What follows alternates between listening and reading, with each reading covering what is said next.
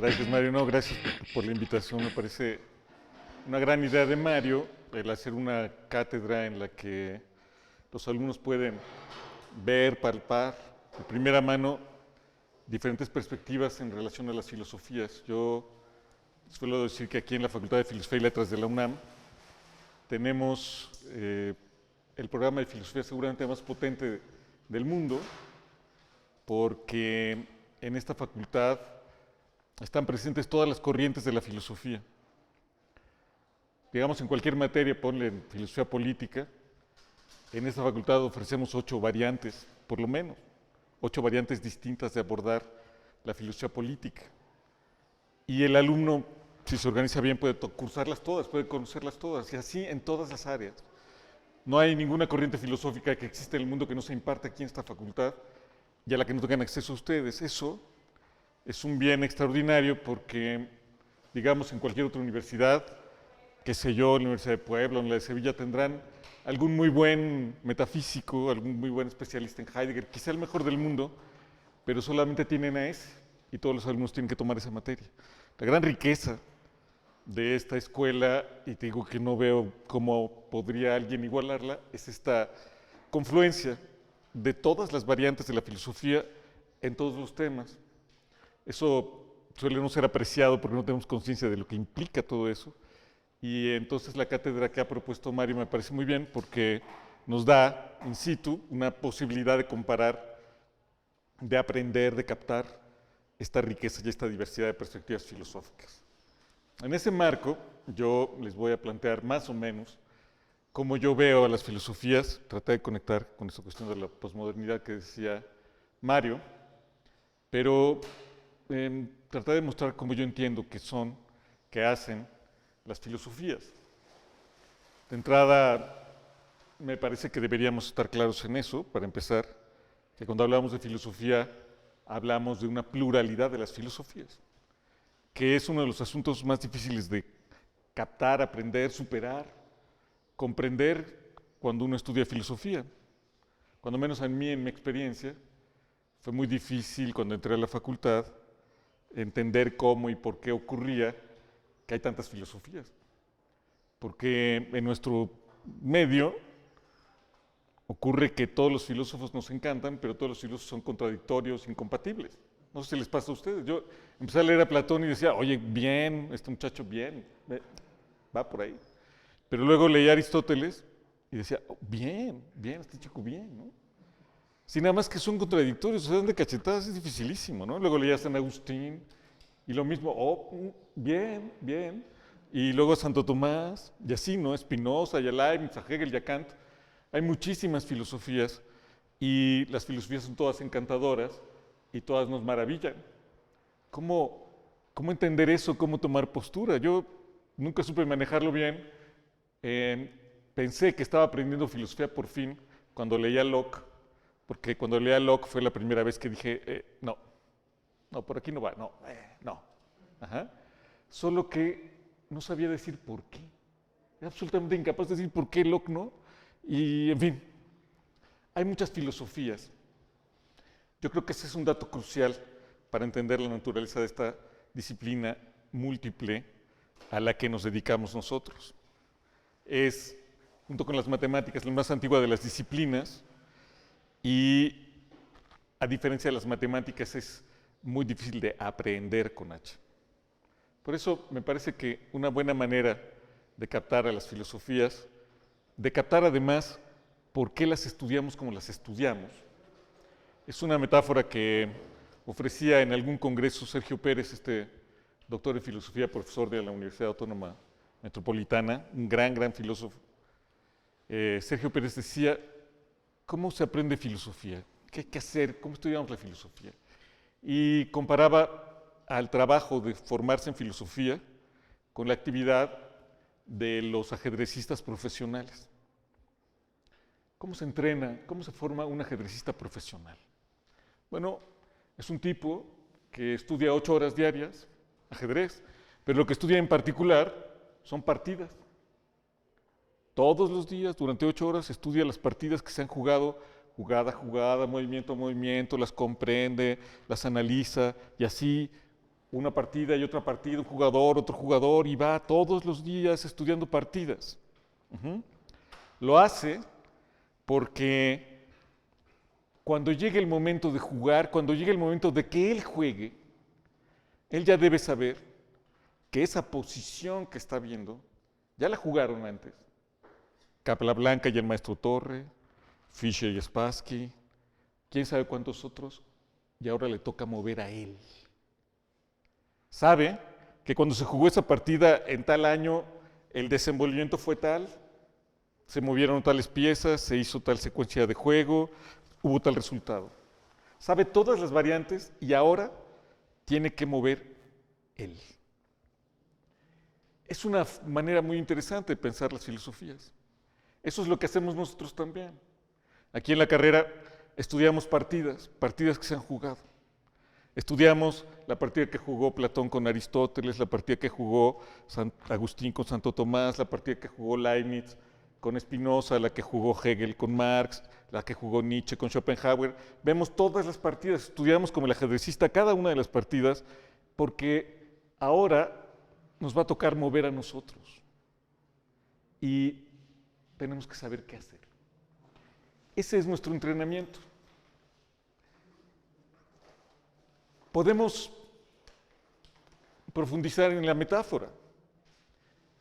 Por ejemplo, cuando empezamos a jugar ajedrez, empezamos muy mal porque vemos una jugada y luego imaginamos qué nos va a contestar el otro y luego qué le vamos a contestar nosotros. Y así nuestro trabajo es muy, muy lento, pieza por pieza, y todo dependerá de la capacidad que tengamos de visión del conjunto de jugadas. Podemos alcanzar a ver 3 o 4, pero es muy difícil que veamos alguna más. Estudiando así, jugando así, vamos a ser muy lentos y vamos a tener realmente muy poca capacidad. Los jugadores profesionales de ajedrez son tipos que no ven jugada a jugada, sino que ven bloques, ven posiciones. Por eso, los jugadores de ajedrez, los grandes maestros, pueden jugar simultáneas. Un tipo que juega 35 tableros. El tipo que juega 35 tableros no lo hace así como tú y yo. Si mueve el peón, él me va a mover el caballo, entonces yo le voy a contestar. Imposible. No, el tipo ve posiciones. Va de tablero en tablero, ve la posición y es capaz de mover en relación a esa posición. Ve en bloques, no ve jugada a jugada. Lo increíble es que si le preguntáramos a ese maestro que reconstruyera la partida, sería capaz de decirnos toda la partida completa, jugada por jugada. A pesar de que está jugando en bloques, sería capaz de reproducir una por una las tiradas. Así juegan, por cierto, eso ha de ser más cercano a nosotros, los que juegan dominó en serio, porque tú y yo, pues por eso no lo hacemos, empezamos a contar las 6-3, las 6-4 y las bolitas y las que tengo yo, y estas unas bolas horribles. Pero los jugadores de dominó, los que son realmente buenos, juegan muy rápido, los has visto, y también ven bloques, ven estrategias generales. Y sin embargo son capaces de reconstruir toda la partida completa. Se puso esta, reconstruyen todo. A un tercer nivel, los jugadores de ajedrez ya no es que vean jugadas o vean posiciones, ven la estética del juego, están al nivel estético del asunto, ¿no? Ven la elegancia, ya pueden decir, no, este jugador es muy rápido, es un jugador muy agresivo, este otro, sin embargo, es muy creativo, este es un artista del dominó o del ajedrez. Y están a nivel estético. Nuestra formación en filosofías también va por ahí, por eso estudiamos la historia de la filosofía. Y al inicio estudiamos jugada por jugada. Estudiamos lo que dijo Platón en tal texto y luego otro y otro. Cuando tenemos más capacidad tenemos la potencialidad de ver las posiciones, ver los bloques de jugadas, los bloques, las estructuras. Y cuando realmente comenzamos a filosofar, entonces vemos la estética del asunto, los estilos de los pensadores, y entonces podemos escribir quizá un texto como el de Jacques Derrida, sobre un tono, yo no me acuerdo, en filosofía, sobre un tono recientemente adoptado en filosofía, sobre un tono violento, algo así, recientemente adoptado en filosofía. Ahí Derrida estudia la noción de tono y dice, las filosofías tienen un tono. Pero la palabra tono le encanta a Derrida porque tiene mucha polisemia, ¿no? Y a Derrida le encantaban los juegos de lenguaje así. ¿Por qué tono? Pues tono se refiere al tono muscular, ¿no? Entonces hay filosofías más fuertes que otras. Digamos, la de Nietzsche es una filosofía muy, muy fuerte. La de Séneca es una filosofía más serena en ese sentido. Pero tono también se refiere al tono de la escala musical. Hay filosofías muy graves y filosofías muy agudas. Ajá. Hay tono en el sentido del reproche o no. Hay tono en el sentido de la alegría. Hay tono muscular, hay tono musical, hay todos los tonos. Y en filosofía podemos llegar a captar los tonos cuando accedemos a eso. La noción de tono en filosofía es inasible. ¿Quién diablos sabe qué diablos es un tono? Pero en ese sentido hay algunas categorías filosóficas que son cruciales para nuestro quehacer y que se parecen mucho al tono. Por ejemplo, el rigor, que es absolutamente crucial para nosotros. Cuando llegues a tu examen profesional, lo que va a evaluar ahí el jurado es si eres riguroso o no. No va a evaluar tanto tus ideas, tus inclinaciones políticas. No. Lo que va a evaluar es si argumentas rigurosamente. Pero ¿qué sea el rigor en filosofía? Es algo que nadie sabe bien. Que todos sabemos, pero que es absolutamente inexpresable. Todos sabemos quién es riguroso y quién no lo es. Salvo quizá el propio afectado. Todos los demás saben quién es riguroso y quién no lo es. Pero el rigor no depende del tema, porque en filosofía se puede hablar de cualquier cosa rigurosamente, no necesariamente porque hables de moda no será riguroso, puedes hablar de lo que sea, rigurosamente o no. No es el tono. Tampoco es el género literario, porque puedes hacer filosofía muy rigurosa, more geométrico, como Spinoza, pero también puede ser filosofía muy rigurosa dialogando como Platón, o haciendo obras de teatro, o haciendo aforismos, o haciendo tratados de 5,000 páginas. No es el género literario tampoco. ¿En qué consiste el rigor? Nadie lo sabe bien. Pero todos sabemos quién es riguroso y quién no lo es. De hecho, la noción de rigor es absolutamente crucial en relación a uno de los problemas centrales de la filosofía, que es el problema de la demarcación. Si algo quizá nos defina a todos, es que nuestro problema central es saber qué es filosofía y qué no es filosofía, el problema de la demarcación.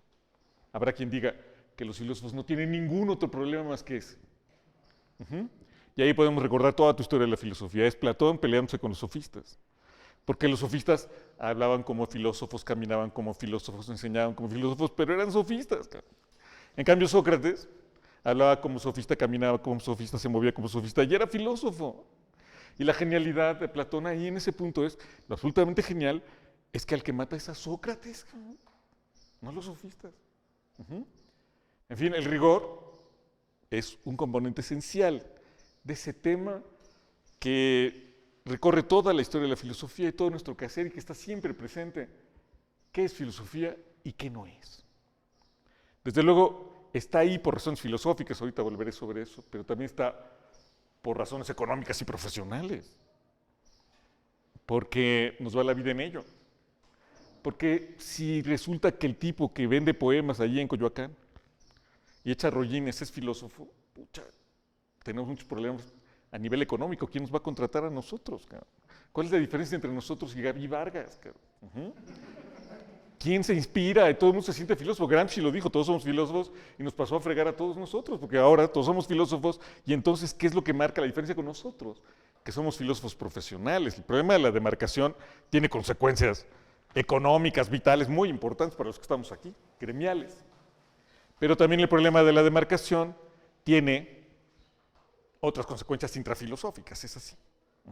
¿Vamos bien? Todo este inicio del ajedrez es porque a mí me parece, comparto la idea de Althusser, de que las filosofías son siempre y en todos los casos ejercicios polémicos, tomas de posesión y de posición, las dos cosas.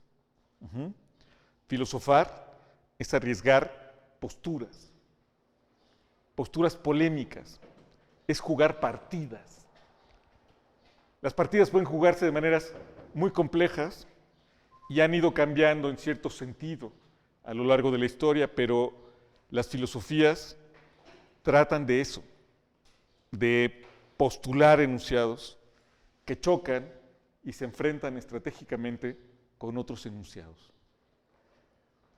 Son tomas de posición, apuestas polémicas, dice Althusser. No son en ese sentido, fíjate, no son sistemas de conocimiento, ni su tarea es develar ningún tipo de saber. Son intervenciones. La tarea de la filosofía es intervenir. ¿Ok? Intervenir en coyunturas específicas. Douglas Hofstadter, en un libro extraordinario, te lo recomiendo mucho, es de los grandes libros de la humanidad, yo creo, Gödel Escherbach, ¿lo has visto? Fue publicado originalmente por el CONACYT y ahora está en Tusquets. En Tusquets, está en la red, también se puede bajar completo. Douglas Hofstadter ahí va a estudiar argumentos en cola, que se pisan la cola, por eso estudia los dibujos de Escher. ¿Has visto a Escher? Que dibuja escaleras que parece que van subiendo, pero que se toman la cola al final. Estudia Bach, y estudia, por ejemplo, el canon cangrejo de Bach, una música que va modulando de un tono a otro hasta que vuelve al mismo tono, en canon, cangrejo. Ajá. Y estudia las demostraciones lógicas, como el teorema de Gödel, que son enunciaciones lógicas que se muerden la cola también.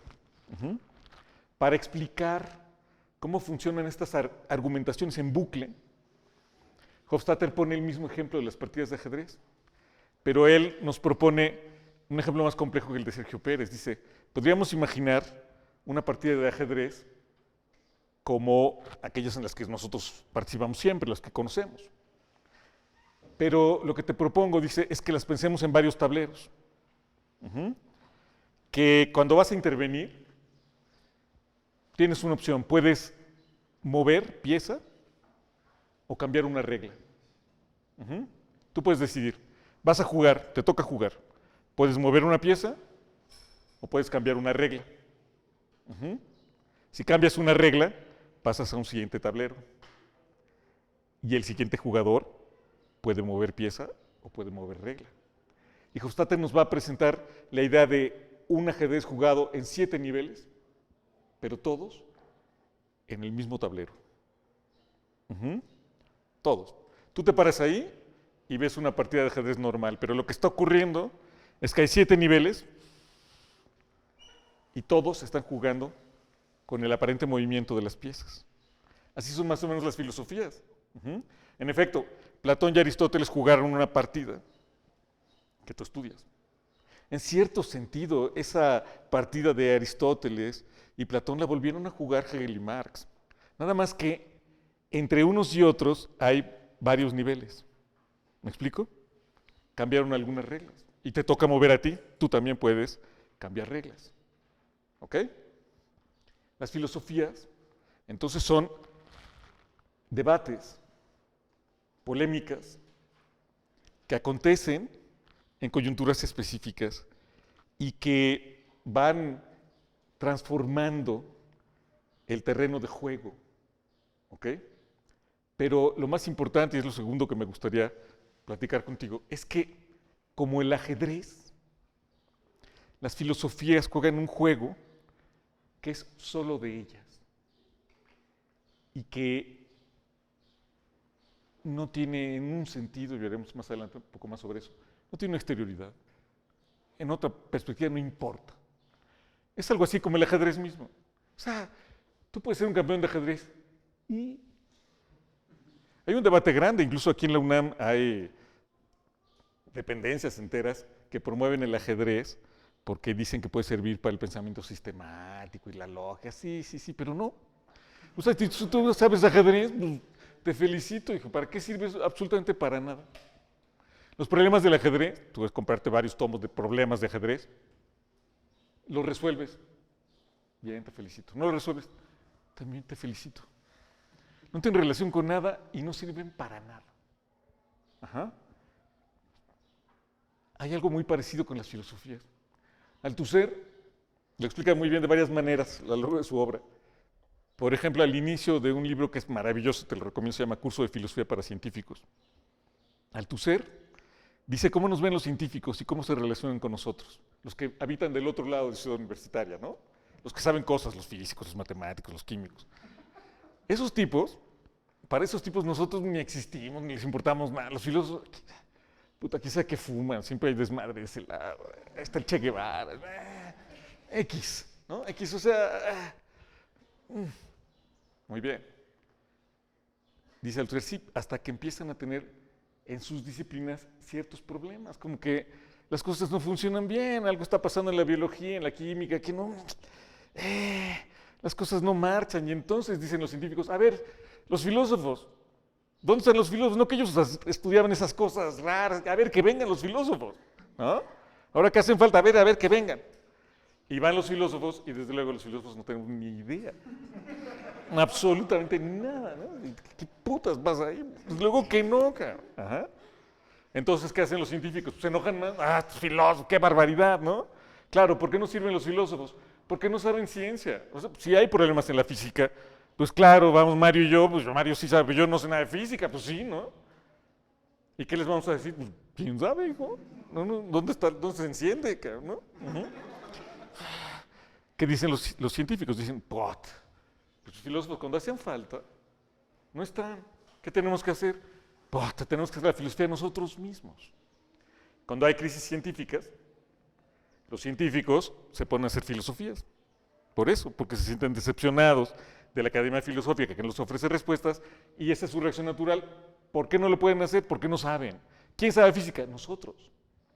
¿Quién tiene que hacer los problemas, resolver los problemas filosóficos de la física? Nosotros, porque estos no saben. Entonces, los físicos, los químicos, los matemáticos, los biólogos, se ponen a hacer libros de filosofía. Hoy, si te asomas a la Gandhi, verás que hay un montonal de libros de físicos, químicos, biólogos, que escriben ondas muy parecidas a las nuestras, que tienen un boom, porque les ha dado por escribir libros de filosofía, porque concluyen que solamente ellos pueden hacer eso. La verdad es que los libros filosóficos de los científicos son malísimos, cabrón. Léelos. Se sienten maravillosos, pero todos estos rollos ahí de Hawking, la física del tiempo, entonces, comparados con Heidegger, pues son paparrucha, no tienen nada. Son malísimos. Pero bueno, lo seguirán haciendo hasta que se empiecen a resolver los problemas en sus disciplinas. Y entonces volvamos al inicio otra vez. Pues esos filósofos, ¿para qué sirven? Sin para nada, ¿no? Ya nos olvidan y siguen haciendo sus cosas. ¿De acuerdo? El punto que quiere decir Althusser con eso, bueno, son varias cosas, pero una muy importante, es que las ciencias no tienen problemas filosóficos. Ajá. Las ciencias no tienen problemas filosóficos, tienen problemas científicos. Cuando tienen dificultades las van a resolver, claro que las van a resolver, haciendo lo que ellos hacen, hijo. Ajá. El problema no es que de pronto los físicos no sepan qué es el ser, ni si tienen que la causalidad y el determinismo. ¿Eso qué? Eso es una terminología y una problemática que ellos no les hace nada. Ajá. No tienen problemas filosóficos. ¿Okay? Es más, en general, la gente y el mundo no tiene problemas filosóficos. Ajá. Lo raro es cuando la gente empieza a pensar que tiene problemas filosóficos. Ahí hay una cuestión muy rara. ¿Me explico? Los científicos no tienen problemas filosóficos, porque los problemas filosóficos son solo filosóficos. Ajá. Althusser va a oscilar entre dos posturas ahí muy lindas. Una dice, las filosofías no tienen objeto. Las filosofías no tienen objeto.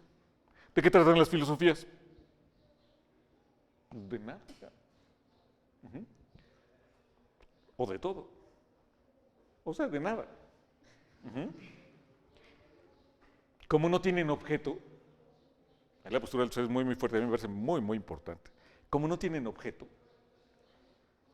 no se puede discernir epistemológicamente sobre las filosofías.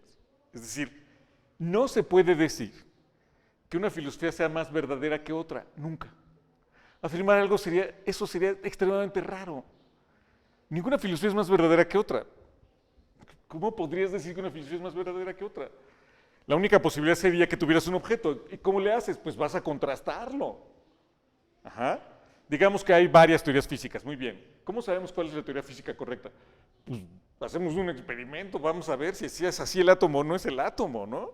O hay algo ahí con lo que puedo yo más o menos contrastar, de las más complejas. Sí, ya sé todo lo que dice Popper, sí, todo lo que digas. Pero de todos modos, hay algo ahí, se supone que hay una realidad, comillas, allá afuera, que organiza esa disciplina, pero en las filosofías no hay nada allá afuera. Ajá. Cuestiones como la causalidad, el determinismo. Kant decía, Dios, la libertad del alma, la inmortalidad del alma y la libertad. A ver, ve a contrastar la inmortalidad del alma. ¿Ok? No tienen objeto.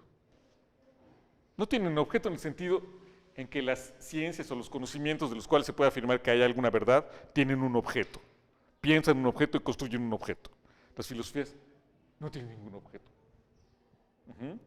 Una consecuencia muy importante para el Althusser es que, por eso, en un sentido muy preciso, las filosofías no tienen historia. No tienen historia. Lo cual es raro porque nosotros tenemos 8 semestres de historia de la filosofía, ¿no? Y hay unos librotes así grandes que se llaman Historia de la Filosofía. Bueno, hay recuentos de la filosofía,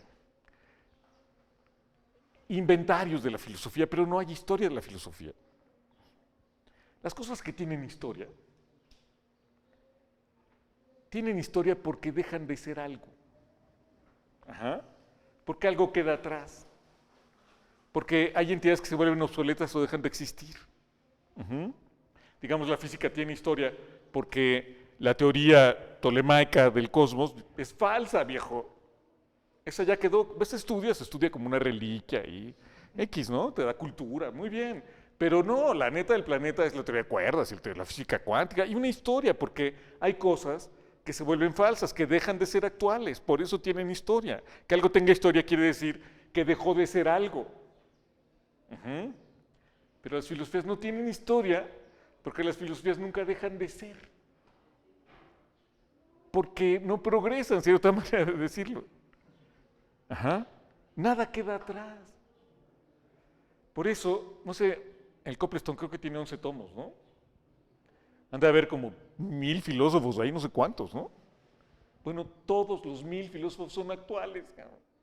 No hay un Ptolomeo que se quedó atrás y ya valió, ese es falso. Ninguno. Eso quiere decir que los 11 tomos, todos son actuales, hijo. Y ese es uno de los problemas centrales para nosotros que estudiamos filosofía, que tenemos que apurarnos, porque cada día que te tardas en sacar el título, hay un nuevo filósofo, que se suma a los 1000 que ya están en los 11 tomos. Y todos son actuales. Tan actuales tales de Mileto el primero, como el último, como Zizek. Es tan actual Platón como Habermas. Tan actual Epicuro, ese yo como Heidegger. Y ninguno de ellos podrías afirmar que propone un pensamiento falso. No hay historia de la filosofía, porque nada queda atrás. Nada evoluciona, nada cambia. Se parece un poco a las partidas de ajedrez, pues la partida que jugaron en 1860 y tantos, no sé quién, sigue siendo actual, la tienes que seguir estudiando. Althusser dice, las filosofías no tienen objeto. Esa sería una manera de verlo. Si no tienen objeto, entonces no tienen historia. ¿Ok? La otra postura de Althusser es, las filosofías sí tienen objeto, pero el objeto que tienen es exclusivo de las filosofías. Las cosas que discuten los filósofos solo les importan a los filósofos. Solo las entienden los filósofos y son endogámicas totalmente. nosotros podemos dedicarle congresos enteros a la noción de causalidad de Hume. Por ejemplo, allá hay discusiones muy, muy bellas en filosofía, ¿no? Porque, qué sé yo, un enunciado analítico, digamos en una definición muy ortodoxa, ¿no? Un enunciado analítico es aquel en que el concepto, en el que el predicado, perdón, está contenido en el concepto del sujeto. Como cuando decimos el gigante es grande, ¿no? Entonces lo grande está contenido en el concepto de gigante. Por eso es un enunciado analítico. ¿De acuerdo? Normalmente los enunciados analíticos son a priori, porque no necesito ir a ver la realidad para saber su verdad. O sea, si digo que el gigante es grande, pues estoy diciendo, no tengo que ir a ver si el gigante es grande, porque si es gigante es grande. Entonces lo sé a priori. Los enunciados analíticos son a priori, son también necesarios. No es que el gigante ahora sea grande y luego es chiquito, no. Si es gigante es que siempre es gigante. Son universales y no incrementan nuestro conocimiento. No incrementan nuestro conocimiento, ¿por qué? Porque pues no aprendiste nada. Si lo que aprendiste es que el gigante es grande, pues, te felicito.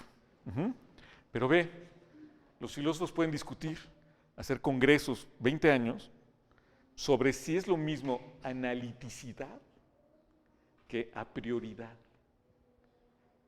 Cuando digo que enunciado es analítico, estoy diciendo lo mismo que cuando digo que es a priori. Son sinónimos a prioridad y analiticidad. Por ejemplo, sobre eso tenemos bibliotecas enteras, hermano, pero enteras, así. Y gente que trabaja muy fuerte para dilucidar ese tipo de cosas. Ese es un objeto que sí existe, que sí importa a los filósofos. Pero nada más a los filósofos.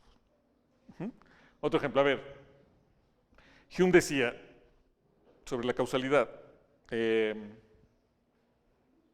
cada vez que sucede A, sucede B, ¿cierto? Si siempre que pasa A, pasa B, pasa A, pasa B, pasa A, pasa B, pasa A, pasa B, entonces nosotros somos quienes ponemos la relación de causalidad. Si siempre que pasa A, pasa B, pasa A, pasa B, pasa A, pasa B, pasa A, pasa B, entonces nosotros decimos que A es causa de B. Por ejemplo, si siempre que pasa que la bola blanca le pega a la roja se mueve. Le pega, se mueve, le pega, se mueve, le pega, se mueve, le pega, se mueve. Si siempre que pasa eso, si eso pasa, entonces yo digo que el movimiento de la blanca es causa de el movimiento de la roja. Dice Hume. Ok, muy bien. Pero soy yo el que pone la relación de causalidad. Es un juicio subjetivo, pero no es arbitrario. Es del sujeto, pero no es arbitrario. Es así porque así estamos hechos, no es que queramos hacerlo o no. ¿De acuerdo? Así estamos hechos, es la naturaleza humana. Si pasa A, pasa B, pasa A, pasa B, pasa A, pasa B, yo digo que A es causa de B. Así estoy hecho. ¿De acuerdo? Pero entonces, cuando conozco la relación de causalidad, no conozco la realidad, conozco mi manera de conocer. Yo no sé si de veras A es causa de B. Yo puse la relación de causalidad, pero yo no sé si A es causa de B, porque soy yo el que lo pone, así está hecha mi cabeza. No sé si de veras A es causa de B. ¿Me explico? Entonces, imagínate, siempre que llueve el piso se moja, ¿no? Llueve, se moja, llueve, se moja, llueve, se moja, llueve, se moja. Entonces yo digo, la lluvia es causa de que el piso se moje. Porque soy yo, humano. Pero tal vez, si hubiera un ratoncito, así chiquito, que está más cerca del piso, el ratón vería que cuando llueve, la lluvia nunca moja el piso. Se evapora o algo así, una milimicra antes de llegar. Pero a veces, ocurre que del piso emana agua y por eso pareciera que la lluvia es causa de que el piso se moje, pero no es así. La prueba es muy simple. En un día soleadísimo, ¿no te ha pasado que vas en un día soleadísimo y de pronto hay un charco? Ah, chis. Un charco. Es que la tierra sacó agua o algo así, ¿no? Tal vez el ratón tenga razón. Y entonces Kant se espeluzna. Kant se espeluzna porque ¿qué está diciendo Hume? Que no puedo conocer el mundo, lo más que puedo conocer es la manera en que conozco. No sé cómo sea el mundo en realidad. Ajá. Kant se espeluzna porque hay una teoría, la de Newton, que dice que si la Tierra está aquí y el Sol está aquí y el otro está aquí, los planetas, los cuerpos se atraen de manera directamente proporcional al cuadrado de su distancia, no me acuerdo qué, ¿no? A su masa y de manera inversamente proporcional al cuadrado de su distancia. Y lo establece matemáticamente. Aquí está el Sol, aquí está la Luna, aquí está la Tierra, por ejemplo, ¿no? 1, 2, 3, 1, 2, 3. Esta es causa de esta. Y está medida ahí la causalidad. Pero si Hume tiene razón, entonces, pues quién sabe. O sea, lo más que yo puedo decir es que así lo vemos nosotros. O sea, la teoría de Newton es cierta, así es, así es. Y está establecida matemáticamente. Pero pues quién sabe. ¿Ok? ¿Quién sabe? Porque luego podría resultar que la Tierra es un globito. O que el Sol es un globito. Ajá. Por ejemplo, ¿qué tal si el Sol es un globito? Que está amarrado ahí colgado. ¿Y qué pasaría si se empieza a aflojar el nudo? Se empieza a deshacer el Sol. Y ya se hace todo oscuro y ya, todo acabó. Ajá. Porque lo más que yo puedo decir es que así lo veo yo. Pero no sé si las relaciones entre A, B y C son así o no, porque yo no tengo acceso a eso. Entonces, Kant se espeluzna. Y tiene un gran debate con Hume, toda la crítica de la razón pura es un gran debate con Hume, cómo le hacen las ciencias para incrementar nuestro conocimiento y al mismo tiempo ser necesarias, porque ser universales, porque dice Kant, la experiencia solamente nos da lo particular, nunca nos da lo universal. Lo universal lo ponemos nosotros, lo pone la razón. Está debatiendo con Hume. Ok, pero hay un debate filosófico, una toma de posición, una partida de ajedrez, mueve Hume. Mueve Kant. ¿Ok? Ok, ¿y la teoría física? ¿Qué dice la teoría de Newton? Dice que los cuerpos se atraen de manera directamente proporcional a su masa y de manera inversamente proporcional al cuadrado de su distancia. ¿Dice eso? Si Hume tiene razón. Y si Kant tiene razón, dice lo mismo. No tiene la menor importancia. Absolutamente ninguna. Ajá. Si el debate filosófico lo gana Kant o lo gana Hume, la física se hace exactamente igual. Ajá. La cuestión es que a veces los científicos creen que tienen problemas filosóficos. Arthur Danto, este autor tan importante en estética,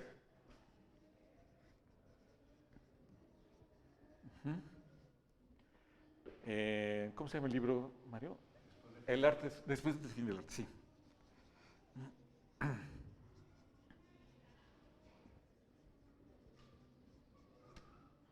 Ese libro, que es muy, muy importante. Allí, Danto va a pensar la historia del arte, se va a referir a un momento crucial de las artes gráficas, las artes de la imagen, cuando surge la fotografía. Porque la pintura, que tiene desarrollo milenario, y que se había dedicado a representar el mundo, se pintaban florecitas, casas, arroyos, lo que sea el caso, ¿no? Pero cuando surge la fotografía, ocurre que la fotografía le va a meter en una crisis a eso, porque ocurre que la foto, hasta la más mala foto, pues es una representación muy, muy fiel del mundo, ¿no? Parece que hasta la peor camarucha sería mejor que el mejor pintor, ¿no? Ok, y entra en crisis la fotografía, la pintura. Y los artistas se preguntan, puta, y si en pintura no se trata de representar, entonces, ¿qué vamos a hacer, hijo, no? Ajá. Si no se trata de representar, entonces, ¿qué es lo pictórico de la pintura? ¿Qué es lo que hace que la pintura sea pintura? No la representación. Que ya quitamos la representación, la fotografía, muy bien. ¿Qué es lo que hace que la pintura sea pintura? Si no es la representación, los pintores van a ir experimentando diferentes cosas. Por ejemplo, Kandinsky tiene su libro famosísimo, que es aburridísimo, pero tendrías que leer. Punto y línea sobre el plano. ¿Qué dice Kandinsky? ¿Qué es lo pictórico de la pintura? El plano, el punto y la línea. Mondrian dice, ¿qué es lo pictórico de la pintura? La vertical y la horizontal. ¿Te acuerdas de los cuadritos de Mondrian? Así rojos con azul, como cuadritos. ¿Qué es lo pictórico de la pintura?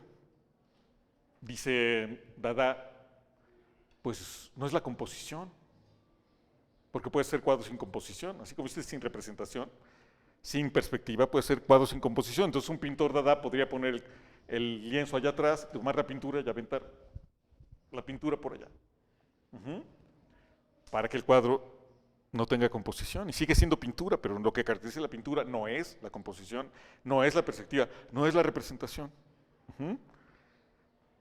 Todas las vanguardias experimentaron de muchas formas. Llega Malevich muy rápido en 1925 y dice, pinta su cuadro que se llama Cuadro blanco sobre blanco. ¿Cómo? Cuadro blanco sobre fondo blanco. Entonces llegas y hay un cuadro que es blanco sobre blanco. ¿Qué es lo que hace que la pintura sea pintura? Nada. Nada, porque cuadro blanco sobre blanco pues no es nada. ¿No? Ajá. Al mismo tiempo que la fotografía va a ocasionar esa crisis en la pintura, en las otras artes va a pasar lo mismo. En la música, con la posibilidad de grabar la música, pues va a haber también una crisis muy parecida. ¿Ok? Lo que dice Danton y lo que me interesa es que, dice Danton, en esa época, hacia finales del siglo XIX, va a haber un cambio en el arte crucial que va a dar lugar a las vanguardias y un montón de cosas, porque de pronto los artistas que andaban ahí nomás artisteando, artisteaban y eran felices, pero de pronto estuvieron en una situación en la que empezaron a preguntarse qué es el arte.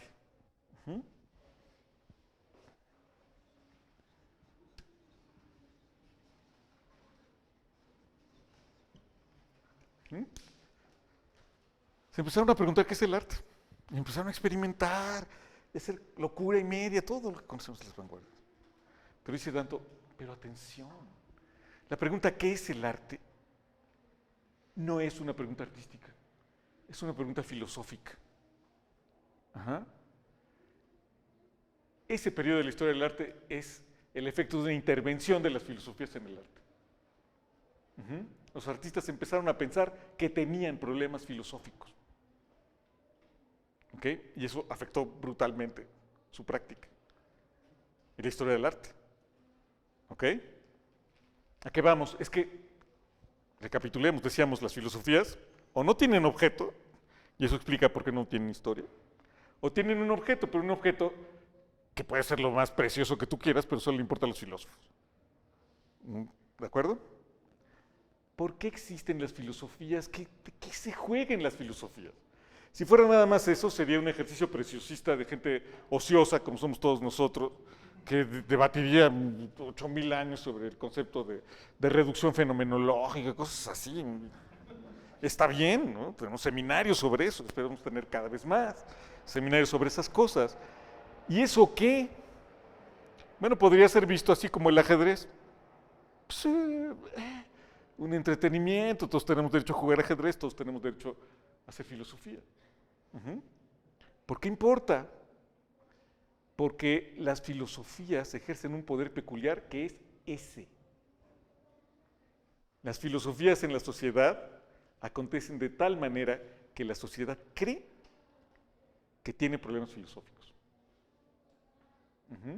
Como los artistas. De pronto los artistas creen que tienen problemas filosóficos. De pronto los científicos creen que tienen problemas filosóficos. Pero en todas las áreas sociales. De pronto los políticos creen que tienen problemas filosóficos. ¿Ok? De pronto los deportistas creen que tienen problemas filosóficos.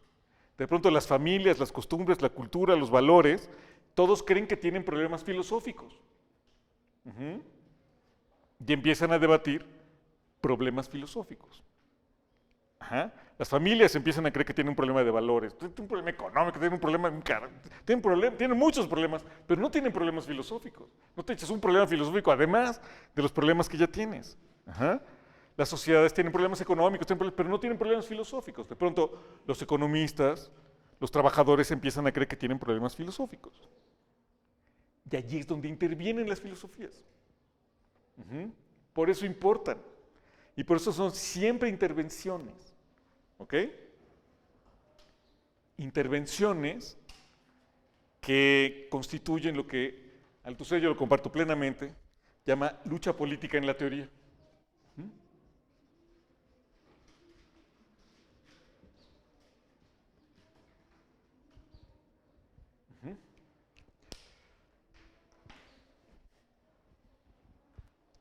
los físicos, cuando creen que tienen problemas filosóficos y debaten filosofías, tienen problemas de poder. Tienen problemas de poder en su gremio y tienen problemas de poder al interior mismo de su discurso. Cuando tienen esos problemas, los debaten en términos filosóficos. La filosofía es el debate de poder en el terreno de los conceptos. Siempre es debate político, pero debate político abstracto, teórico. ¿Ok? Nadie tiene problemas filosóficos, tiene problemas políticos. Cuando es incapaz de pensar los problemas políticos, entonces los procesa a través de las filosofías. Las filosofías ofrecen un instrumental para ese conflicto. Son un saber que tiene más de 2000 años. Hemos elaborado un lenguaje técnico y un rigor que nos permite procesar esos conflictos. Ofrecemos a la sociedad argumentos para procesar, para digerir, para transferir, para distribuir el poder en las sociedades. En los discursos que organizan todas las prácticas, hubiera dicho Foucault. No hay ningún discurso, no hay ninguna práctica que no tenga un discurso que lo organice. Por ejemplo, en este salón, que parece una simple reunión aquí de cuates que me invitó Mario para que platicáramos, sí, bueno, pero hay una cierta concepción de la educación que está aquí en juego. Porque si vemos las bancas, pues, puta, ¿por qué esta cosa que está aquí es tan incómoda? ¿Por qué no estamos como a la romana, no? ¿Por qué este salón está tan feo? ¿Por qué tiene estas gradas así? ¿Por qué tenemos todo el aparato escenográfico que está en juego aquí? Bueno, lo tenemos porque hay una cierta concepción de la educación que está organizando este lugar. No hay ninguna práctica que no tenga un discurso que lo organice. ¿Ok? Las mamás, las familias tienen discursos que los organizan. Las prácticas científicas, todas las prácticas, los trabajos, la economía, todo tiene discursos teóricos que los organizan. Cuando hay un conflicto político a nivel de ese discurso, los que participan en ese discurso lo dirimen en términos filosóficos. Nosotros mismos estamos siempre oscilando así. Por un lado, estamos jugando nuestro ajedrez con objetos internos que a nadie le importan, con esas preciosidades maravillosas que a mí me encantan. O sea, yo hubiera sido un escolástico maravilloso. Me encanta discutir esas cositas así de preciosidad filosófica. O estamos metidos ahí, o estamos discutiendo asuntos que para los que nadie nos llama y no tienen la menor importancia para los afectados, pero los afectados, digamos, si hacemos filosofía de la economía, como yo hago o he hecho en mucho tiempo, yo puedo discutir que si la noción de demanda se calcula residualmente y por lo tanto, no sé, que puedo decir cualquier cosa a partir de mi trabajo filosófico. Eso a los economistas no les importa absolutamente nada hasta que tienen un problema. Si tienen un problema entre ellos, son capaces de tomar algún artículo de Gerardo de la Fuente y citarlo y usarlo. Porque quieren fregar al otro. ¿Ok? Las filosofías proporcionan materiales, arsenales, para el enfrentamiento de los discursos. Por eso importan. Importan muchísimo. ¿Ok? Pero importan de esa manera y no importan como solemos creer que importan. Ya con eso termino. Es que suele suceder que todos nosotros creemos en lo que Rorty, para descalificarlo, para burlarse un poco, llama la filosofía perenne, ¿no? ¿Quiénes son los filósofos? Los que estudian los problemas fundamentales del hombre, ¿no? Los problemas que realmente importan. Digamos, hay problemuchos de estilo, qué sé yo, a ver, la cura para el cáncer. A ver, pásame un cuadro. O sea, ese es un problemucho. Problemuchos. ¿Cómo le haremos para reorganizar la atmósfera de Marte para que la humanidad pueda irse a vivir ahí dentro de 1000 años? A ver, otro problemucho. El 99.9% de las cosas que se enseñan en universidades son problemuchos, cabrón. Y los estudian disciplinuchas. ¿Qué disciplinuchas? La ingeniería genética, la astronomía, sí, problemuchos. Pero hay también los problemas. ¿Qué problemas? Los que estudian la filosofía. A ver, ¿la vida tiene sentido o no tiene sentido? Yo te recomiendo que no te claves mucho en ese problema porque ya no vas a estar con nosotros la semana que entra, ¿no? ¿Qué? Pero ahí tienes un problema. Este sí es un problema, hijo. ¿La vida tiene sentido o no? Si estás aquí, es porque contestaste de alguna manera a ese problema. Tal vez lo contestes de otra manera la próxima y ya no te veamos. ¿Ok? Ese problema lo tienen los seres humanos, se supone, desde el primer Homo sapiens, desde Lucy hasta nosotros, cabrón. Son problemas independientemente de la época en la que vivamos, de la posición política que tengamos, somos ricos o pobres, no, son los problemas de lo humano, son los problemas fundamentales. Así les llama la filosofía, los problemas fundamentales. ¿Cuáles? El ser, maestro, la diferencia entre ser y ente, la causalidad, el determinismo, los que dijo Kant, Dios, la inmortalidad del alma y la libertad. ¿Por qué importa la causalidad? Ponle. Bueno, ¿qué es la causalidad? ¿Cuál es la bronca ahí? Bueno, que si cada que pasa A, después de un acontecimiento, por ejemplo A, ocurren un montón de acontecimientos, pues eso está bien, pero si ocurren todos los acontecimientos, si después de A ocurre cualquier acontecimiento, eso quiere decir que no hay causalidad. ¿Y eso qué? Que el mundo no está ordenado. Todos los filosofitos estudian esos problemas absolutamente fundamentales, ¿no? ¿Qué tal si el mundo no está ordenado? Buen punto. Porque a mis palabras ahora les puede seguir que te aburras, que te diviertas, que entiendas, que no entiendas, lo que sea. Pero si a mis palabras les sigue que se abre la pared, sale un elefante tomando un daiquiri, entonces esto no es un orden, esto es un desmadre, ¿no? ¿El mundo está ordenado o no está ordenado? Buen punto. Ese es un problema del ser humano en general. Los tipos que hace 70,000 años se dormían angustiados porque no sabían si iba a amanecer, tenían el mismo problema que nosotros. No tenían el concepto de planeta, de gravedad, ni nada por el estilo, y por lo tanto se echaban una narración de que un dios se peleó con el otro, se peleaban todos los días, ganaba uno un rato, por eso se iba a la luz y el otro se recuperaba y volvíamos a tener, pero nada garantizaba que mañana eso volviera a suceder. ¿Por qué nosotros confiadamente creemos que mañana va a amanecer? Porque tenemos las ciencias. La teoría de la gravedad, el modelo, tal, sí. Entonces, muy bien. Pero también podría ocurrir que a partir de hoy, ahorita, cambiaron las leyes naturales. ¿Qué te puedo decir? Qué lástima, pero ya no rigen. Entonces, capaz que mañana no amanecen. ¿Quién te dijo que las leyes naturales eran leyes naturales eternas? Por eso está el problema del ser, del cosmos, y los que estudian los filósofos, ¿no? ¿Qué estudian los filósofos? Dice la filosofía perenne. Estudian los problemas más importantes del hombre.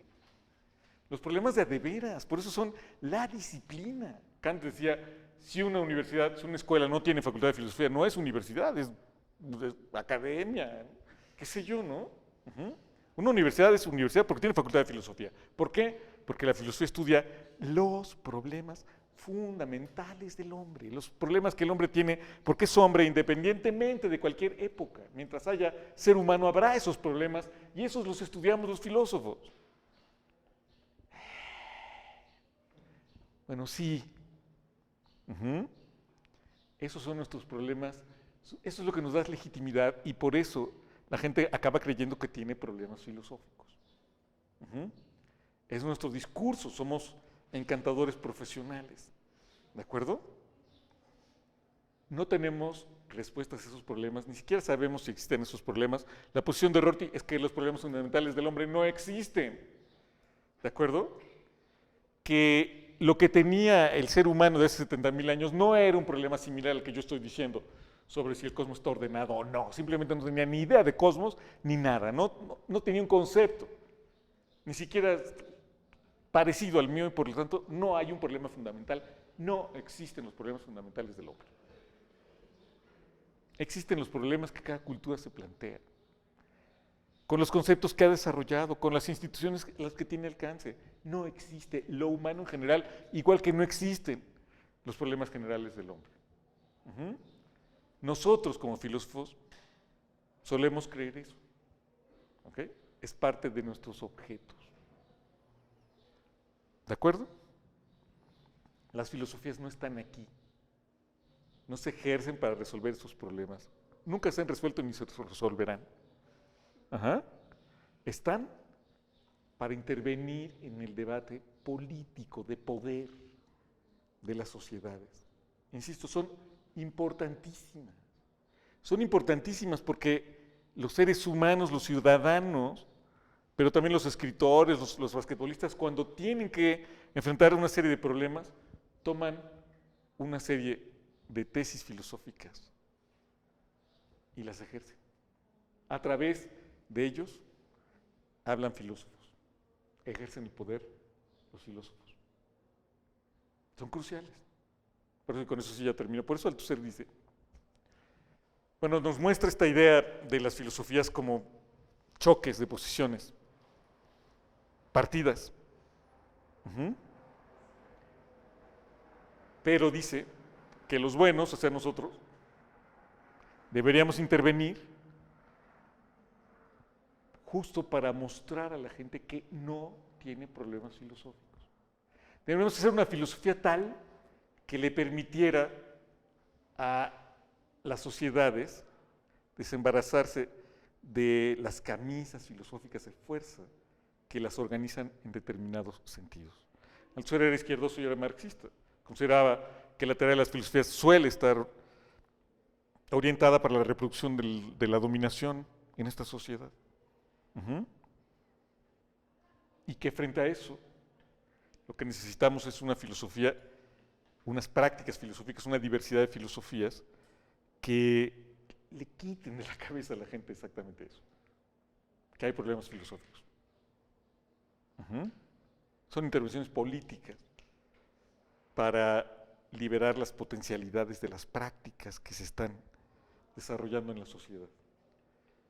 Yo creo que a Althusser convendría muy bien, le gustaría mucho la postura de Boaventura dos Santos, este sociólogo portugués, que dice que los que vivimos en las situaciones de subalternidad en el lado sur del mundo, tenemos que proponernos siempre pensar lo nuevo del acontecer.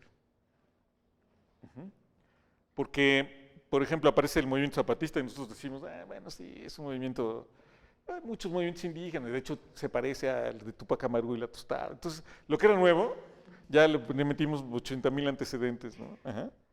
No, lo que tenemos que hacer es pensar la novedad, lo inédito, el acontecimiento. Yo creo que las filosofías del acontecimiento, César Morales llamaba las filosofías del acontecimiento, y así, tiene un librito que así se llama en siglo XXI, Filosofías del acontecimiento. La de Derrida, la de Foucault, la de Deleuze, la del mismo Althusser, son filosofías que quieren pensar el emerger de lo inédito, de lo absolutamente nuevo, de la diferencia. Solamente se puede pensar la diferencia si tratamos de quitar estas capas filosóficas que van más o menos ordenando las reacciones de todas las instituciones y de todas las sociedades. Esa era un poco la idea de Althusser. Intervenimos en filosofía, justo para marcar diferencias, para resaltar la diferencia. ¿Ok? Me parece un buen programa filosófico. Tiene consecuencias prácticas, que ya no vamos a ver hoy porque si no ya nos dormimos. Tiene consecuencias prácticas en cuanto al estilo de filosofar, en cuanto a las obras a realizar, en cuanto a los lugares en que se realiza la profesión de la filosofía. El tipo de textos que se producen, los lugares de difusión que se escogen, la manera de dar clases, todo tiene consecuencias en esta perspectiva de la filosofía, que es la que yo intento realizar y quería platicarles. A ver qué opinan. Gracias, chicos.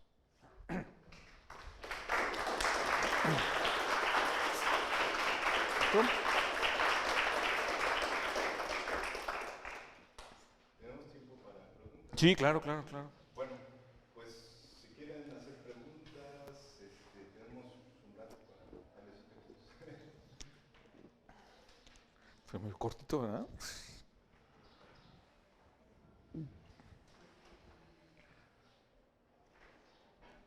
Yo sé un poco sobre esto último. Pareciera que esta diferencia o esta sorpresa que hay dentro de este tipo de filosofías, a mí me parece que también a los científicos les cuesta mucho trabajo entender, porque normalmente lo que quieren ellos es como que tener todo bajo control. Claro. Y cuando surgen estas filosofías espontáneamente, yo creo que es cuando se preguntan sobre si su trabajo puede abarcar este tipo de cosas, y es donde yo creo que surgen ese tipo de problemas Sí. que ellos llaman filosóficos. Sí, lo enunciaste muy bien. Yo le recomiendo que lea el texto de Althusser, se llama Curso de Filosofía para Científicos. Así se llama, pero como Althusser era un filósofo muy completo, pero era marxista, era un gran filósofo. Pero hoy, en retrospectiva, se le encasilla en un marxismo bastante cuadrado, pero era un filósofo de un espectro muy grande. El curso se llama Curso de Filosofía para Científicos, pero hay una edición que así se llama, y en español hay otra que es la misma, pero es el mismo curso, pero pusieron Curso de Filosofía Marxista para Científicos. Pero no era filosofía marxista, era filosofía nada más, ¿de acuerdo? Porque si no aparece como un cuadradote ahí dogmático. En el Curso de Filosofía para Científicos, Althusser va a usar un concepto que era muy parecido al que tú estás diciendo. Dice que hay una filosofía espontánea de los científicos. Y la filosofía espontánea de los científicos es materialista en el sentido de que está abierta al acontecimiento. Y tiene confianza en sus propios medios y en su práctica. ¿Okay? Los científicos espontáneamente tienen una filosofía muy sana. ¿De acuerdo? Hasta que llegan los filósofos. Y entonces les empiezan a meter ideas de que tienen que ser más consistentes, que tienen que hacer nada, ¿no? Por ahí va. Pero él estaría de acuerdo contigo, los científicos sí están abiertos al acontecimiento. De hecho, en eso trabajan. En vida hubo una gran polémica de los marxistas con Popper, porque no se entendían bien por muchas razones, pero yo creo que comparten muchas cosas, la visión crítica popperiana con la visión althusseriana, porque Popper dirá, la ciencia es un trabajo de creatividad, de conjeturas y refutaciones, inventarse, deschongarse, es casi un arte. En ese sentido compartiría muy, muy bien lo que estás diciendo. ¿Okay?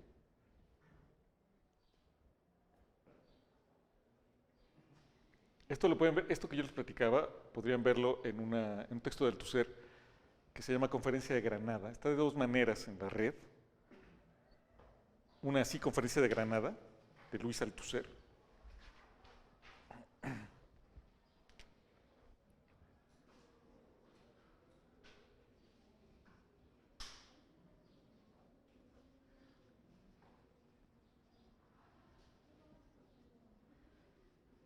Es una conferencia que dio en 1976 en español, en Granada. En la red está así como Conferencia de Granada y también está como, le ponen otro nombre que se llama La Transformación de la Filosofía.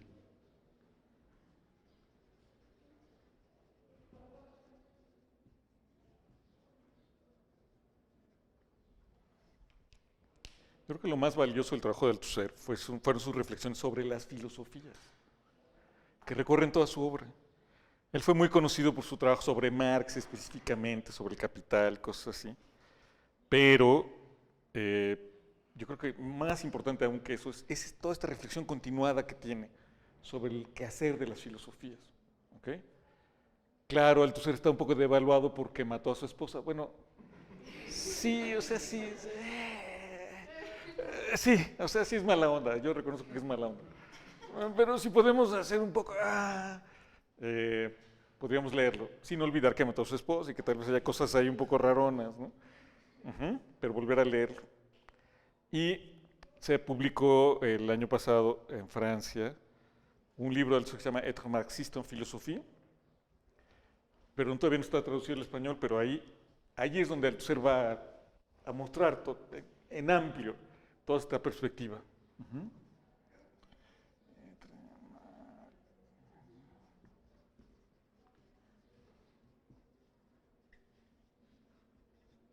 Uh-huh. Que espero lo traduzcan pronto. ¿Más dudas, broncas, problemas? Si nuestro, digamos que si lo que hace el filósofo es intervenir, ¿cómo se prepara metodológicamente? No se para la intervención, ¿no? Se para la intervención en el mundo. Ya, es que lo malo es que normalmente no nos preparamos. O sea, no, es que es interesante. Estudiamos las partidas de ajedrez que jugaron cada uno. Uh-huh. Pero lo que no somos capaces de entender bien es cómo estaba interviniendo Platón en su mundo, cómo estaba interviniendo Aristóteles. Estaba discutiendo que si las ideas, que si la forma estaba en otro mundo o no, eso parecía, pero el debate político entre ellos es lo que no vemos. Tendríamos que verlo. Uh-huh. De la manera más obvia, que es ver la coyuntura histórica en la que están participando, pero también desde una perspectiva más profunda, cómo aparece lo político en cada una de las posiciones de los filósofos. En las posiciones más abstractas, más metafísicas, más ontológicas, se está tejiendo lo político. Eso es lo que tendríamos que aprender. Uh-huh. Y ya más en concreto, pues tendríamos que escribir en periodiquitos y meternos a los trancazos, porque los filósofos somos hombres, consecuencias, los filósofos somos hombres de nuestro tiempo. Lo único que estamos pensando es nuestro tiempo, estamos interviniendo aquí, no estamos interviniendo en la Grecia clásica, estamos interviniendo aquí. Así como Hegel, que se leía todos los periódicos del mundo, que supo de la rebelión de los esclavos en Haití, y por eso escribió, al parecer, la dialéctica del amo y el esclavo como lo escribió. Así como ese tipo estaba en su presente, nosotros estamos en el presente, interviniendo en el presente siempre. Tenemos que conocer nuestro presente. Uh-huh. ¿Más dudas había otros por acá? Mario. Creo que antes estaba. Pero bueno, rápido, con respecto a esto de la intervención, sí, uno como filósofo, suponiendo que este es como el trasfondo de la actividad filosófica, si uno es consciente de eso, ¿en qué medida podría alterar el proceso de, digamos, de producción de arsenal para eso mismo? Es decir, porque estoy pensando que a lo mejor sí se piensa, ¿no?, conscientemente que lo que se está haciendo es una intervención política, probablemente no se llevaría a cabo una metódica y una discursiva tan compleja y tan poderosa, ¿no? Porque a lo mejor podría uno decir, no, pues directo. Sí, exacto, sí. No, claro, y tienes toda la razón. El poder de las filosofías tiene que ver con su preciosismo, con su rigor. Son 2000 años de acumular argumentos, figuras, debates. Eso es lo que le da su espesor.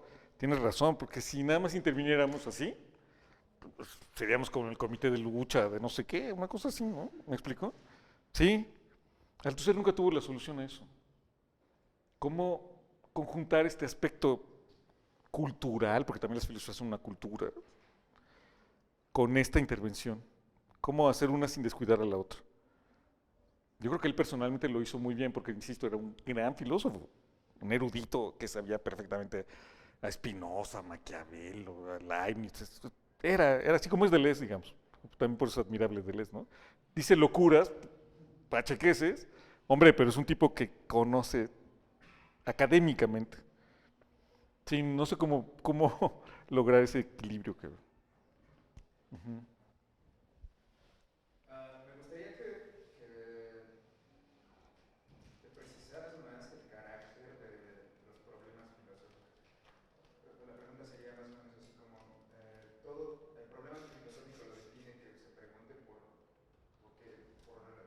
más bien porque que sea un problema que cuestione los fundamentos, más bien que sea fundamental para el hombre. Eso es lo que define un problema filosófico. No. ¿Cómo se aborda esto? Hay algunos problemas que son conocidos como los problemas de la filosofía, los problemas clásicos de la filosofía, que sí se presentan como absolutamente fundamentales. Se caracterizan por eso, Y los filósofos que hacen filosofía perenne siempre los van a presentar así. Es el problema de la libertad, el problema del alma, la causalidad, el cosmos, todas estas cosas. La finitud, digamos. Ujú. Pero no todos los problemas filosóficos son así. ¿De acuerdo? Hay una parte de los problemas filosóficos que tiene esa característica. Son los que estudia la metafísica. Ujú. Por eso muchos considerarán que la metafísica es el eje de las filosofías. Allí sí, el problema filosófico se define como esta situación que afecta al ser humano porque es ser humano, durante todas las épocas y todas las sociedades. Tiene la característica además de que es perentorio. Es una característica paradójica. Sobre la finitud llevamos 2300 años discutiendo. Uh-huh. Pero es un asunto que no podemos diferir. Podríamos no discutir, si quieres, cómo vamos a crear la atmósfera de Marte, pero la finitud la tenemos que resolver ya. Es ese carácter urgente, irrebasable, no postergable, del problema, lo que lo hace filosófico. ¿De acuerdo? Es la gran problemática filosófica. Nos va la vida en ello. Esa es la definición. Nos va la vida en ello y por eso los filósofos somos tan importantes. ¿Ok? No todos los problemas son así. También hay problemas específicos de diferentes áreas. Ajá. Por ejemplo, en estética, que si lo bello es figurativo o no, algo así. Ese tipo de problemas serían más chiquitos. ¿De acuerdo? Y serían especialidades de las filosofías, ¿no? Si son problemas filosóficos, de alguna manera estarán conectados con los otros problemas fundamentales. Alguna conexión tendrán que tener. ¿Ok? No sé si... Tal vez habría que distinguir, y Althusser lo hace, entre problemas y objetos filosóficos. Los problemas son esos, los fundamentales. Y existen algunos objetos filosóficos. ¿Ok? Como los juicios analíticos, son un objeto filosófico, la prioridad, ¿no? Todos los que estudian este libro tan bonito, Semántica y Verdad Necesaria, de Arthur Papp, ¿lo han leído? Bueno, ahí se estudia la prioridad, la analiticidad, el carácter sintético, todas estas cosas son objetos filosóficos, ¿ok?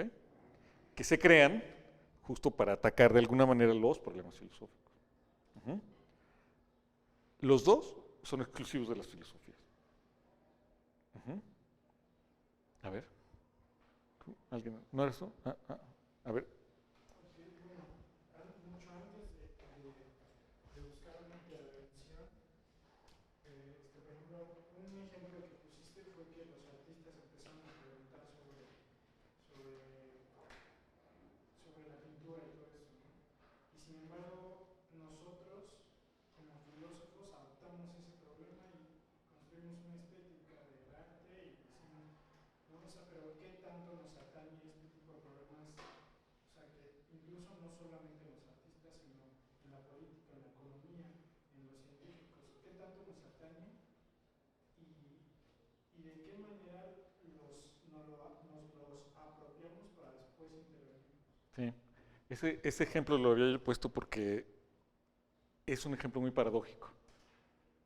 Porque en efecto los artistas empezaron a tener un problema filosófico, hubo una invasión de la filosofía hacia ellos. La filosofía funciona como un virus. Hay un cuerpo aquí que tiene sus cromosomas, su DNA, viene el virus y pone a trabajar ese DNA para él. Ajá. Así nosotros intervenimos en el área de las ciencias en cualquier lado y los ponemos a trabajar para nosotros. Así. Somos virales en ese sentido, pero el ejemplo del arte es interesante porque trajo como consecuencia una gran productividad artística. A mí me parece muy paradójico el ejemplo porque la intervención de la filosofía podría ser buena. Fíjate, ahí los artistas tienen problemas filosóficos y cambia el mundo del arte. Cambia radicalmente, ¿no? Hay que estudiarlo despacio, porque normalmente es al revés. Cuando los científicos empiezan a creer que tienen problemas filosóficos, hacen cualquier cosa menos ciencia.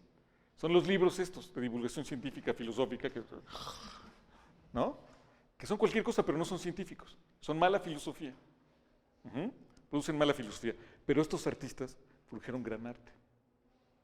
a través de una intervención de la filosofía. Hay que volver a estudiarlo, porque tal vez ahí haya una intervención virtuosa de los filósofos. Ajá. No sé cómo pasó, ahí necesitamos estudiarlo, hacer estética muy, muy bien para captar eso. Por aquí había. Bueno, con respecto al Observatorio Filosófico de México, me queda muy claro que es como una lucha política. Sí. Pero en otro nivel podría ser también ideológica, bueno, filosófica. Y bueno, ¿cómo podríamos resolver nosotros eso? Digo, porque a mí me queda claro como que el observatorio ya quedó como, no sé si estancado, pero sí como que hace falta. Esa es mi pregunta, vaya. Ya. O sea, pensando en lo que me está diciendo. Sí. Es un problemón para los filósofos. Nos habían quitado todas las materias de la prepa. Afortunadamente, cuando tú entraste ya habíamos resuelto eso, pero hace 7, 8 años, la SEP dijo que se quitaron todas las materias filosóficas de la preparatoria, lo cual significaba pues, un desempleo radical para todos, ¿no? Entonces, el gremio filosófico creó el Observatorio Filosófico. Es un fenómeno que está pasando en todo el mundo, hay observatorios en todos lados. Los filósofos presionamos mucho y logramos que se parara. No se eliminó el decreto, está como durmiendo. Todavía en cualquier rato podrían sacarlo. Pero el Observatorio Filosófico triunfó y se siguen manteniendo las materias de filosofía en la prepa. Y ahora, además, con el compromiso que no cumplen, de que sean filósofos los que las impartan. Así que conseguimos más chamba todavía. Pero eso está bien a nivel gremial. Aquí dentro, aquí en la facultad, pero también en el instituto, en la UAM, en la institucionalidad profesional de la filosofía, todos apoyamos al Observatorio Filosófico y todos le entramos. Porque pues, nos íbamos a quedar sin chamba todos, ¿no? A mediano plazo, ¿de acuerdo? Pero hubo un gran debate, un debate muy, muy importante. Y sigue, nada más que no hemos creado las instancias para llevar ese debate sistemáticamente. Hay muchas posiciones sobre eso.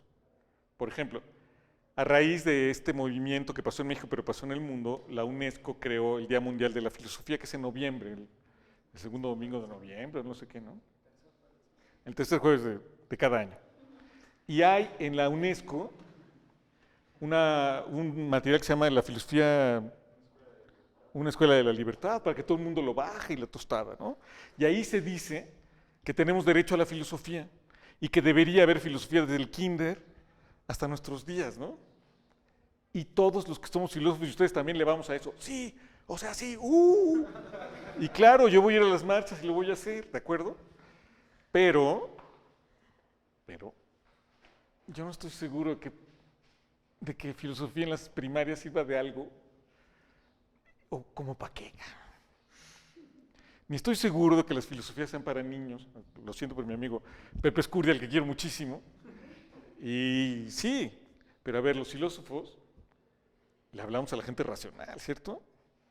O sea, ¿por qué tú tienes tantos problemas con la didáctica? ¿Te has fijado que en esta carrera en la que estás, todos somos antididácticos y nadie le pone atención a cómo explica o no explica? Porque esto es filosofía, hijos, no es pedagogía, cabrón. Tú no eres un párvulo, cabrón. Yo te hablo de igual a igual. Si me entiendes, está bien. Si no, pues es tu problema, cabrón, porque esto es filosofía. ¿Me explico? Yo cuando entré a la carrera vine a los 3 días de haber entrado aquí en una conferencia de Eduardo Nicol sobre ontología de la historia. Estaba en el salón 9, que era es este, ¿no? Ah, no, es el que sí. No existía el aula magna y solo estaba el salón más grande del 9. Y estábamos todos apiñados aquí. Yo estaba apiñado ahí. Aquí andaba Nicole. Se echó 2 horas de rollo. Yo no entendí absolutamente nada, cabrón. Pero así, nada. Yo como era muy nerd, entonces ya había comprado un diccionario de filosofía, el de Ferrater Mora, y llegué a mi casa a buscar la palabra ontología, porque empezando por ahí yo no entendí nada, porque no entendía la palabra. Y saqué mi diccionario, 20 páginas. A Eduardo Nicol le importaba que yo aprendiera así. ¿Le importaba la didáctica? No. Porque él estaba hablando a gente racional, o sea, ¿me explico? ¿Cómo le hablas a los niños? Si les vas a hablar con manzanitas, oye, pero esto es filosofía, cara. ¿Me explico? Por ejemplo, esa es una parte del debate. ¿Te cae? ¿Filosofía en todas partes? Ajá. A. B. Algo estamos haciendo mal los filósofos. ¿Cómo fue posible que a la SEP se le ocurriera esa brutal idea de quitar filosofía? No se les ocurrió, lo hizo. ¿Por qué? Porque la SEP llegó a la conclusión que la filosofía no importaba. ¿De acuerdo? Pero eso habla mal de nosotros. Nosotros estamos haciendo las cosas de tal manera que la sociedad no nos arropa, no nos defiende. Si a alguien se le puede ocurrir esa locura, es porque nosotros no sabemos comunicar qué diablos hace la filosofía, para qué sirve ni nada por el estilo. ¿Me explico? Y no solo en México, porque en todo el mundo están haciendo eso. Y cuando el observatorio sale y dice, no, es que la filosofía es una maravilla, la cultura humana, la tal. Nadie lo cree. ¿Me explico? ¿Sí? Es una posición dificilísima. Públicamente tendremos que decirlo, sí tenemos derecho a la filosofía, debe haber filosofía en todos los niveles de la educación, la filosofía es necesaria para vivir, pero aquí en las clases internamente podemos discutir que nadie tiene problemas filosóficos, ¿de acuerdo? ¿Sí? ¿Me explico? Es un problema muy complejo. Ajá. Pero podríamos decir, ¿saben por qué tienen que estudiar filosofía? Para desembarazarse de la filosofía, porque la filosofía se los come. Ajá. La filosofía es muy poderosa, muy poderosa. La gente vive filosóficamente, cree tener problemas filosóficos. Se debate en cuestiones filosóficas que nosotros difundimos. ¿De acuerdo? ¿Sí? ¿Por qué estudiar filosofía? Para sacudirnos eso. Pero es difícil decirlo en el debate político cotidiano. ¿Más dudas, broncas, problemas? Precisamente le quería preguntar si nos podía explicar, aunque sea muy rápidamente, las consecuencias que mencionó en la enseñanza desde la perspectiva de Rousseau. Ah, pues esa que le estoy diciendo. A ver. La enseñanza althuseriana tendría que ser una enseñanza muy, muy política. Ajá. Tendría que debatir qué se está jugando con el poder en todos los casos. Y él tiene todo un aparato sobre eso. Los conceptos constituyen poder, ¿no? Porque agrupan percepciones, porque articulan redes teóricas. Tendría que ser así.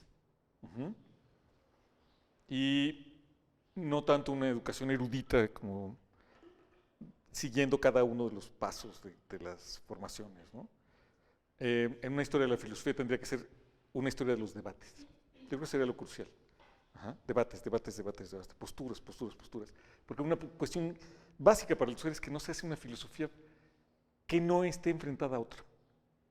¿De acuerdo? No hay ninguna filosofía que nazca nada más así, sino que siempre surge porque está peleándose con otra. Encontrar esa pelea, enseñar las peleas filosóficas, esas serían las consecuencias básicas de este asunto. Pero entonces no podrías explicar un autor aislado en sí mismo. Tendrías que ver con quién se está peleando, por qué se está peleando. Una historia de las peleas filosóficas sería el asunto. ¿Dudas, broncas? Perdón. Pensando en este carácter althuseriano de la filosofía como, digamos, lo que había mencionado, ¿no? Que interviene, este carácter de intervenir de la filosofía, me parece que pienso mucho algo que hemos visto en esta misma seminario, no recuerdo qué profesor mencionaba, pero tal parece que la filosofía es un saber de segundo grado. ¿A qué me refiero con esto? Es que la filosofía piensa sobre lo pensado, se desenvuelve sobre lo que ya se ha dicho, sobre lo que ya se ha proclamado. Entonces, desde esta perspectiva me parece, y quisiera saber su opinión al respecto, tal parece que la filosofía tendría que entrar a otros campos del saber, tanto la física como la biología, como incluso las matemáticas, para precisamente poder intervenir, ¿no? Y poder detectar, digamos, estos enfrentamientos de discursos, estos enfrentamientos de conceptos, y inclusive para poder detectar las relaciones políticas, ¿no? Que hay en esos conceptos. No. Sí. Entonces cree que, eso no lo vimos acá, pero rápido, que algo que caracteriza a las filosofías es que se envuelven con los prestigios de la verdad.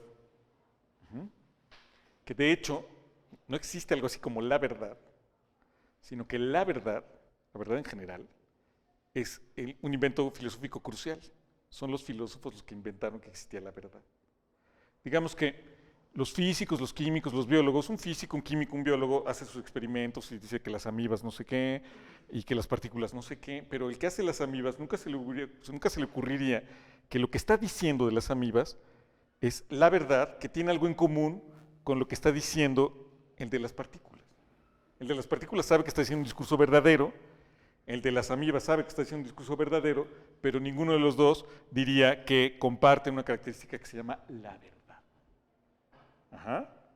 La idea de que existe lo verdadero es el primer producto de las filosofías. Son las filosofías las que se constituyen siempre en teorías de la verdad. Todas las filosofías son teorías de la verdad. Sus herramientas para intervenir son una cierta teoría de la verdad. Para constituirse como teorías de la verdad, las filosofías, los filósofos, tienen que formarse en un mínimo conocimiento del saber científico.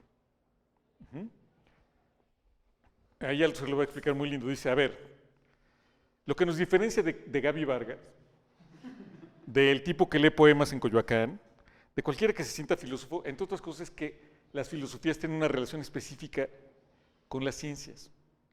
Para Althusser, en eso coincide con la filosofía analítica, no hay ninguna filosofía profesional si no está vinculada con las ciencias. Para saber filosofía, hablando de formación, hay que saber ciencia. Mínimamente, porque es la relación de filosofía y ciencia es necesaria para Althusser, es definitoria. Las filosofías, por cierto, siempre van después de las ciencias. Siempre que hay filosofías, revoluciones filosóficas, es porque hubo revoluciones científicas. Si Platón escribe, es porque hubo la revolución euclidiana. Si Kant escribe, es porque hubo la revolución newtoniana. Siempre que hay una gran revolución científica, hay una gran revolución filosófica. Las filosofías siempre van a remolque de las ciencias, porque las filosofías se constituyen como teorías de la verdad. Dice Althusser, ¿por qué ese vínculo con las ciencias? Porque las filosofías quieren parecer verdaderas. Ajá. Si tú preguntas en la sociedad, ¿dónde está la verdad? Digamos, te vas al Zócalo y le vas preguntando a la gente, ¿dónde está la verdad? En otros tiempos te hubieran dicho que estaba ahí en la catedral. Ajá.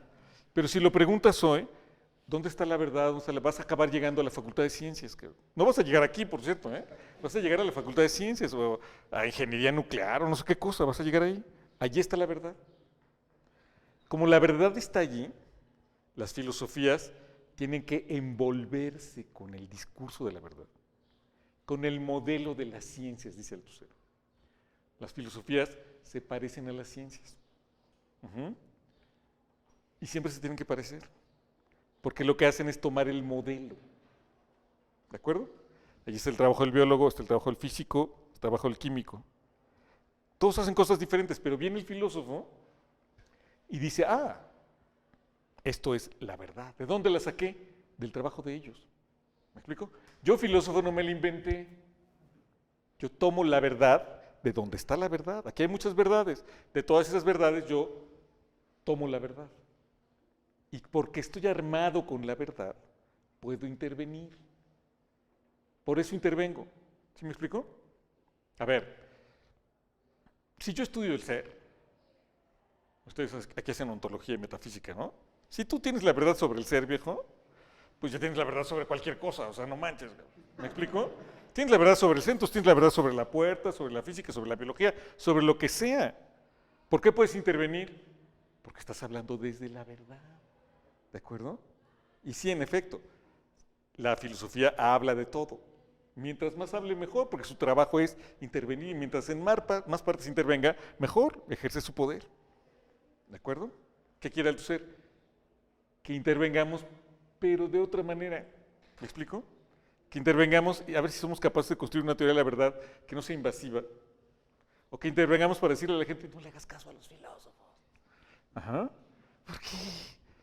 Porque no hay tal. Los científicos espontáneamente tienen esa filosofía, ellos saben, es lo que decía hace rato, el biólogo sabe que está haciendo biología, que no está diciendo una verdad sobre la filología clásica. ¿Me explico? En cambio el filósofo cree que sí, que cuando dice verdad dice algo sobre la filología clásica y sobre la biología, porque él tiene una noción general de la verdad. Los filósofos espontáneos, los científicos tienen una filosofía mucho más sana que nosotros. Saben que no, que esto es un sabercito así chiquito. Ujú. Así se siente bien, es un saber de segundo grado, claro. Es un saber sobre el saber. Es una intervención política sobre las teorías. Ujú. Pero como las teorías importan, las filosofías se ejercen a través de las teorías por todas partes. De hecho, se ejercen en la vida cotidiana. Ujú. Bueno, pensando en esto de que la gente no tenga problemas filosóficos, o que tal vez sea más conveniente verlo así. Por ejemplo, no sé, alguien que se pregunta del suicidio, ¿no? Que parece que sí es un tema muy filosófico. O sea, el filósofo ahí, ¿qué relación tú crees que tenga que establecer? Porque pienso tal vez como ejemplo, Ujú.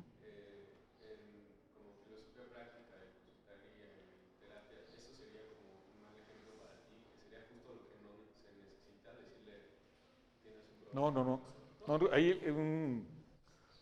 una práctica de consultorio filosófico que ahora están muy difundidas, sería muy importante, porque probablemente el tipo no es que se quiera suicidar, es que no ha entendido ni siquiera el problema, ¿no? No tiene ni siquiera la palabra suicidio. Entonces ahí el filósofo sí puede intervenir, claro. Y no necesariamente como, sí, esto es filosofía y entonces yo aquí aplico mi conocimiento, sino tal vez no es filosofía, sino es algo social o Sí, económico, sí, psicológico sí, o algo exacto. así. Sí, claro, claro. Creo que el tercer apoyaría muchísimo ese tipo de práctica. Declaración, ¿no? Justo decirle, ¿sabes qué? ¿Por qué te quieres suicidar? No, es que Dios no existe. Ay, no manches, o sea, tú no tienes ese problema, ¿no? Ajá. Por ahí iría. Ajá. Uno de los filósofos que se hablaban era Rorty, ¿no? Richard Rorty, respecto a esto de la verdad. Él tengo entendido, es un de los últimos neopragmatistas, ¿no? Y los clásicos pragmatistas tratan este tema de la verdad como, bueno, su criterio de verdad es que si una teoría es útil, en la práctica es verdadera. Entonces, esto yo siento que tiene mucho que ver también con la ciencia y lo que se dice por ejemplo, el problema de la inducción de Hume, Ujú. de la causalidad, la conjunción constante y la conexión necesaria que plantea, que no solo Kant entra al debate, ¿no? Sino también Bertrand Sí, Russell no, bueno. y Popper, creo que también Sí, no, no todo el mundo. Sí, sí. que también se tocó aquí en la exposición. Pues siento que el método científico está basado en este pues, principio de conjunción constante, ¿no? Y muchas teorías matemáticas también probabilistas. Entonces, ahí es donde yo encuentro que los problemas de la filosofía pues no son tan problemuchos, ¿no? Porque también influyen en muchas áreas Sí, y traen consecuencias así muy, muy grandes. claro. Sí, lo de Rorty, sí, Rorty es relativista y aquí seguiría un relativismo fuerte. Digamos que el físico cuántico estudia las partículas y ve que el electrón puede estar en un lugar, la probabilidad de que esté aquí es tal, tal, tal, tal, y hace su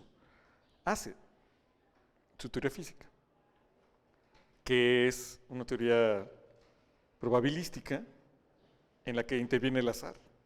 Ujú. El físico hace eso y publica su artículo sobre eso y se debate con los físicos matemáticamente, además es una cuestión crucial, matemáticamente, sobre eso. Pero viene un filósofo y se lee eso y dice, señores, el cosmos es azaroso, la vida es probabilística. ¿Qué? ¿Me explico? Ese es el problema de la filosofía. El físico lo dirá de su parcela ahí, a todo dar, pero viene el filósofo y lo generaliza como si no sé qué. Esa es una mala práctica de la filosofía. Ujú. Por eso le caemos tan mal a los historiadores. ¿Ok? Porque los historiadores son gente que se quema las pestañas y va a estudiar el problema de la hacienda nequenera en el siglo XVII, en no sé qué lugar de Yucatán, ¿no? Entonces viene y se quema 30 años haciéndose eso, va a los archivos. Ajá. Y viene el filósofo, se lee ese artículo, se lee otro sobre las haciendas nequeneras en Burundi y se echa un rollo, ¿no? El destino enequenero del hombre, puta, ¿no? Hace filosofías de la historia. Es un poco grotesco, pero un poco la idea de lo que yo estaba diciendo. Ajá. sí importa si el mundo es azaroso o no, pero no se trata que lo debatamos filosóficamente. Eso no se debate filosóficamente, se debate en cada ámbito. Ujú. O si quieres lo debatimos, sabiendo que está bien que eso nos dedicamos nosotros, nada más. Ujú. Es grato, la filosofía es muy sabrosa, con toda su tradición, esos problemas nos alimentan, y ya, es lo mismo que jugar ajedrez. Pues está bien, ¿por qué no? Ujú. ¿Más o menos? Vámonos, chicos, ya hemos echado mucho rollo. Gracias. Bueno, pues muchísimas gracias. Dale, Mario. Nos vemos la próxima clase. Tenemos ya muchísimas vertientes. Sí, son unas bolas, se van a hacer. Dale, que esté bien. Vamos, Mario.